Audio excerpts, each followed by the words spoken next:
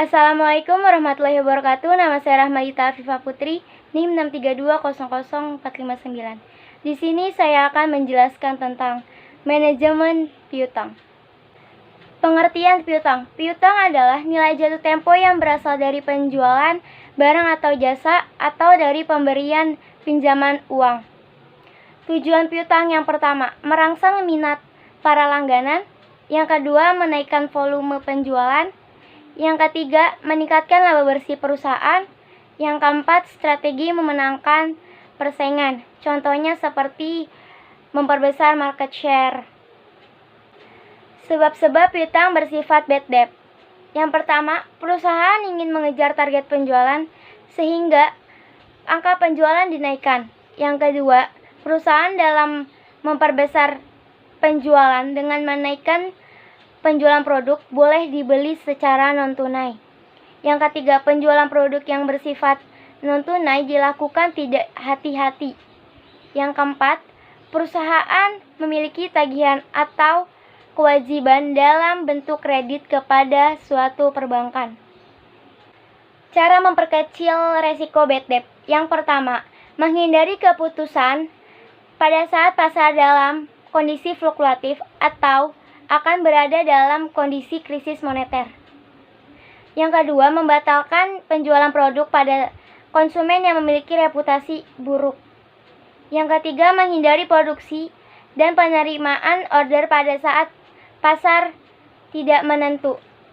Yang keempat, melakukan dan menerapkan tindakan prinsip kehati-hatian atau prudential principle. Yang kelima, ada ukuran persentase yang layak diterapkan untuk besaran piutang. Komponen-komponen kebijakan kredit. Yang pertama, persyaratan penjualan. Dalam penjualan produknya, perusahaan akan memutuskan apakah menjual produknya secara tunai atau menjualnya secara kredit. Yang kedua, analisa kredit. Dalam pembelian kredit, suatu perusahaan harus dapat menentukan seberapa besar usahanya untuk dapat memisahkan antara pelanggan yang bayar dan yang tidak bayar. Yang ketiga, kebijakan penagihan.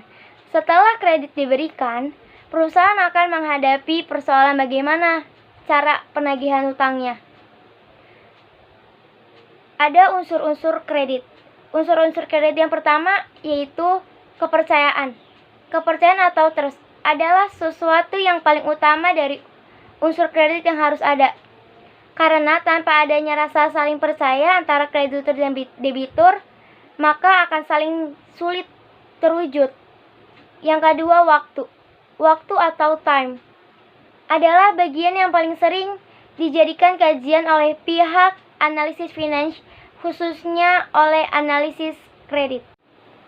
Ketiga, resiko pada keadaan yang terburuk pada saat kredit tersebut tidak kembali atau timbulnya kredit macet. Keempat, prestasi. Prestasi yang dimiliki oleh kreditur untuk diberikan kepada debitur biasanya bentuk objek dari kredit tersebut tidak selalu dalam bentuk uang tetapi juga boleh dalam bentuk barang atau jasa. Jenis kredit dan jangka waktunya. Yang pertama, kredit berdasarkan jenisnya ada 3. A. Kredit konsumtif. Kredit ini adalah kredit yang diajukan oleh seorang debitur kepada kreditur untuk memenuhi kebutuhan pribadinya. Contoh untuk membeli motor, mobil, rumah, dan lain-lainnya. Yang B.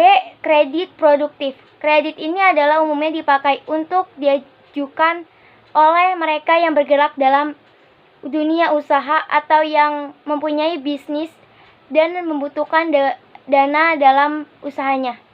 Contohnya membuka kantor cabang baru dan membuat produk baru. Yang C. Kredit perdagangan. Kredit ini adalah umumnya dananya dipergunakan untuk keperluan perdagangan. Contoh menghasilkan barang untuk dipakai oleh banyak orang, baik daerah maupun kawasan. 2. Kredit menurut jangka waktunya. A. Kredit jangka pendek. Kredit ini memiliki jangka waktu selama-lamanya 1 tahun. B. Kredit jangka menengah. Kredit ini memiliki jangka waktu antara 1 sampai dengan 3 tahun. Yang C, kredit jangka panjang. Kredit ini memiliki jangka waktu yang lebih dari 3 tahun. Di dalam kredit terdapat prinsip 5C. Yang pertama, karakter. Aspek ini menggambarkan keinginan atau kemauan para pembeli untuk memenuhi kewajiban-kewajibannya sesuai dengan persyaratan yang sudah ditetapkan oleh penjual. Yang kedua, capacity adalah menggambarkan kemampuan seseorang langganan untuk memenuhi kewajibannya keuangannya. Ketiga, kapital adalah menunjukkan kepada kekuatan keuangan calon pelanggan, terutama dengan melihat jumlah modal sendiri yang dimilikinya. Keempat, kolateral adalah menggambarkan jumlah aktiva yang dijadikan sebagai jaminan oleh calon pelanggan. Yang kelima, condition menunjukkan kepada ekonomi secara umum dan pengaruhnya atas kemampuan perusahaan calon pelanggan dalam memenuhi kewajiban-kewajibannya. Sekian video pembelajaran saya tentang manajemen piutang. Kurang lebihnya mohon maaf. Wassalamualaikum warahmatullahi wabarakatuh. Terima kasih.